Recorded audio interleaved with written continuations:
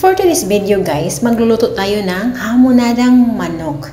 Yes, this is hamonadang manok. Isa ito sa mga paborito kong niluluto ng aking fafa. And now, I will show you paano ko niluluto ang aking hamonadang manok guys. Ayan, sa kawali naglagay ako ng mantika.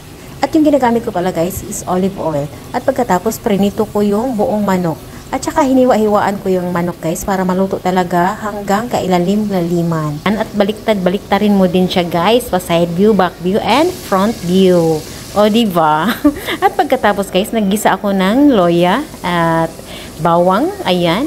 Ginisa-gisa ko lang siya.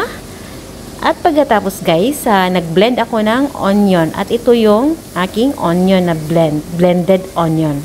Bayan, din ako marunong magsalita guys. Ayan, din ako kalitik guys. At pagkatapos guys, nilagyan ko ng bell pepper. Yes, this is bell pepper. At pagkatapos guys, pinataob ko ang aking manok kasi napapagod na siyang mag-side view. At binuhusan ko siya ng soy sauce. At vinegar. Ayan, may suka yan guys. At ang ating oyster sauce. Ayan. And naglagay din ako ng black pepper guys, paprika, and brown sugar. Ayan.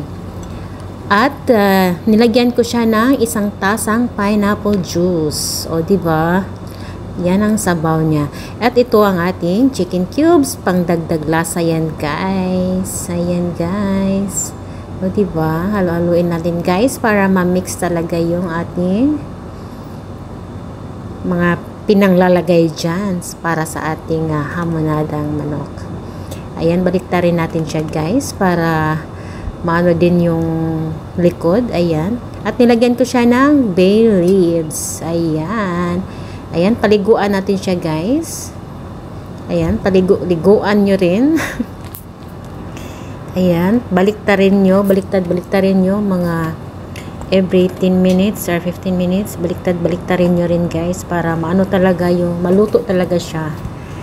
At ayan, o diba, baliktarin na naman natin siya para yung likuran naman niya ang maluto.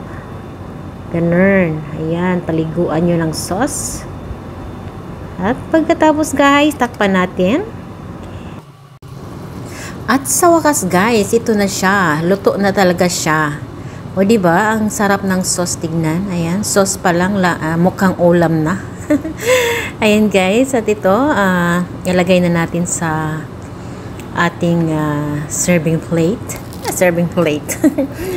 Ayan guys, o diba, ang sarap. At ayan, sauce pa lang, ulam na. O, ganun lang siya guys. And now, tikman na natin siya guys. Ayan. Nakikita nyo naman. Ayan guys, juicy ang kanyang laman. O diba? Dito tayo sa legs o una. Ayan, nakikita nyo naman. O tignan nyo. Yung laman niya, juicy. Kasi juicy ng jowa mo. Napakasarap niya talaga guys, promise. Ayan, yung sauce niya guys, ulam na ulam talaga kahit yung sauce lang.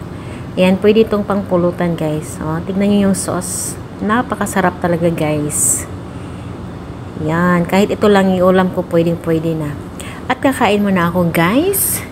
And maraming salamat sa inyo. Again, thank you for watching.